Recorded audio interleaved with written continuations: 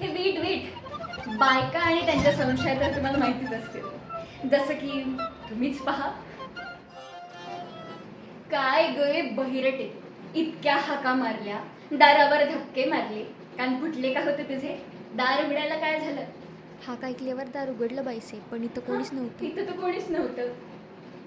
आणि ही कोण दुसरी? काय गय, इथं काय ठेवलंय तुझं? कशाला आलीयस? काही काम का आहे? काम असं माझं काम काम? काम काम काय करतेस? अशी खोटाळतेस का? स्पष्ट सांग. पोटशुळावर औषध मागायला, कार्द शिशी टोचून घ्यायला, बायकांच्या दुखण्यावर रामबाण बघायला का कोणी अडली? हिच्या करता मंत्र्याचं पाणी नेलं आमच्या या जमान्यांकडे आलीयस ग. त्यांच्याकडे काम नाही. कशाला ते आपल्या मनाला विचार.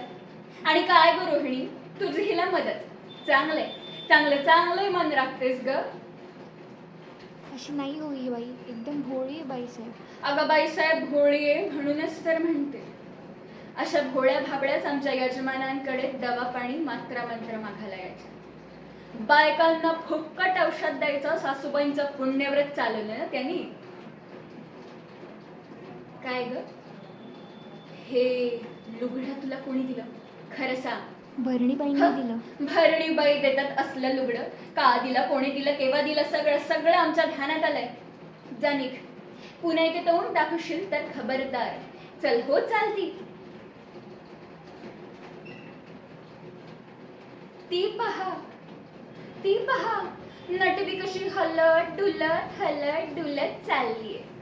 ही भोळी का? रोहिणीला वाटतं मी अगदी भोळ्यानं दूध पित नाही ग. भरणीबाईने ते लुगडं तिला दिलं काय? लब्बाड कुठली मुलखाची. आमच्या यांनीच दिलं की नाही? खरं सांग. नको सांगूस. भरणीबाईंची आणि माझी चांगली ओळख आहे. मी आता जाऊन तिला पत्र लिहिते. अगं पण काय ग रोहिणी, आमचे हे कुठे गेले ग? बाहेर गेले. बाहेर गेले? का गेले, केव्हा गेले? सांग सांग सांग, पाहिजे तितकं खोटं सांग. चांडाळणी, नवरा बायको तसा बिगाड घालतेस. अगं 7 जन्म मुरळी होशील तू, मुरळी. थांब, त्यांचा पत्ता काढल्याशिवाय मी अन्न घ्यायची नाही. मी आता जाऊन भरणीबाईला पत्र लिहिते.